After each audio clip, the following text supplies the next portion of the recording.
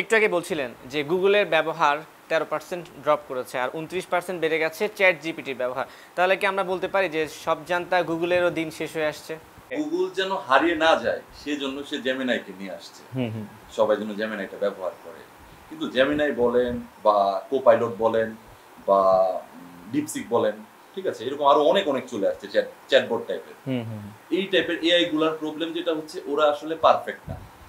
Chat GPT যতটুকু perfect, chat জিপিটিকে আপনি যেভাবে বলবেন সে আপনাকে আপনার মনের ভাব বুঝে আপনাকে যেভাবে সাপোর্ট দিবে, আদার্স এআই গুলো এখনো ওইভাবে সাপোর্ট দিতে পারছে না।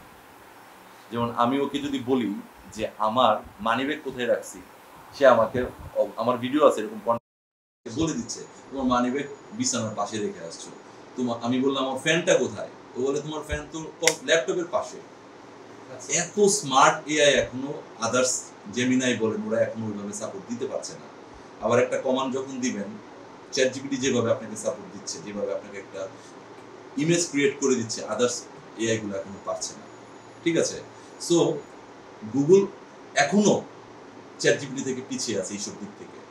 ঠিক আছে, সো মেইন বিষয় হচ্ছে যদি এভাবে চলতে থাকে তাহলে চ্যাট জিপিটি হয় কি, যেমন ধরেন বাংলাদেশে যে মোবাইল নেটওয়ার্ক যদি বলি, সবাই গিয়ে মোবাইল কিনতে, সিম কিনতে গেলে সবাই নির্দিষ্ট একটা কোম্পানির সিম কিনে, যেটা আমি নাম বলতে চাচ্ছি না, বলবো যে হয়তো মার্কেটিং হয়ে যাচ্ছে। হ্যাঁ, সো একজনের কোম্পানি কিনতে যায় কারণ ওর নেটওয়ার্ক সবচেয়ে বেশি ভালো।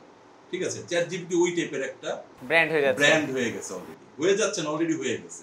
ঠিক আছে, সো এখন যেটা হচ্ছে কি, আমি যদি এক মাসে যদি চ্যাট জিপিটি সাবস্ক্রিপশন না কিনি তাহলে আমার মনে হয় আল্লাহ আমি জানি কি করি নাই এরকম একটা চিন্তা চলে আসে। আমার এখন একটা ইনফরমেশন লাগবে, আমি পাচ্ছি না। গুগলকে যদি আমি জিজ্ঞেস করি, সে আমাকে বিশাল অনেকগুলো ওয়েবসাইট দিয়ে দিচ্ছে, কিন্তু চ্যাট জিপিটি আমাকে নির্দিষ্ট করে মানুষের মতো আমাকে সাপোর্ট দিচ্ছে। সো আমি আসলে মনে হয় যে চ্যাট জিপিটি ভাবে চলতে থাকলে গুগলকে তো অলরেডি ছাড়িয়ে গেছে এবং সামনে রিপ্লেস হয়ে যেতে পারে।